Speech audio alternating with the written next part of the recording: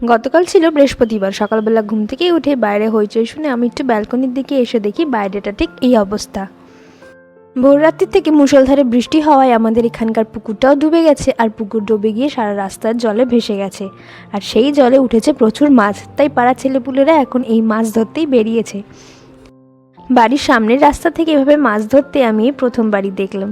বেশ ভালোই লাগছিল, হাতে ঝুড়ি জাল নিয়ে কি সুন্দর মাছ ধরে বেড়াচ্ছিল। ব্যালকনি থেকে কিছুক্ষণ ওদের মাছ ধরা দেখে তারপর আমি চলে গেলাম নিচে।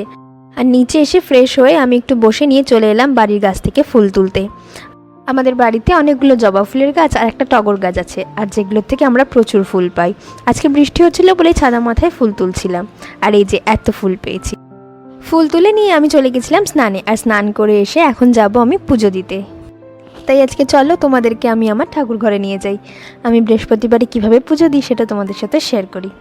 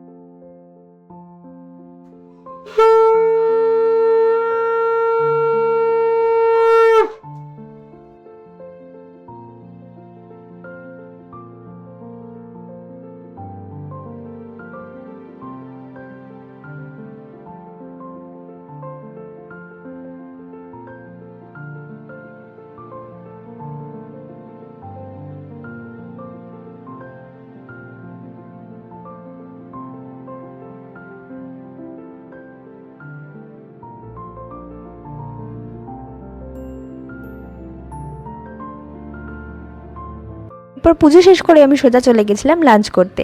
লাঞ্চ করে উঠে দেখি বাইরে তখনও মুষলধারে বৃষ্টি পড়ে যাচ্ছে। বৃষ্টি দেখে আমি চলে গেলাম ঘুমোতে, আর ঘুম থেকে উঠে ভাবলাম বিকেলে বেরোবো, কিন্তু বিকেলেও ঘুম থেকে উঠে দেখি সেম বৃষ্টি পড়েই যাচ্ছে। আর এভাবে বৃষ্টির জন্য আমাদের ছুটির দিনটা মিস গেল, আর সারা সন্ধ্যে আমরা বাড়িতে ল্যাদ খেয়ে কাটিয়ে দিলাম।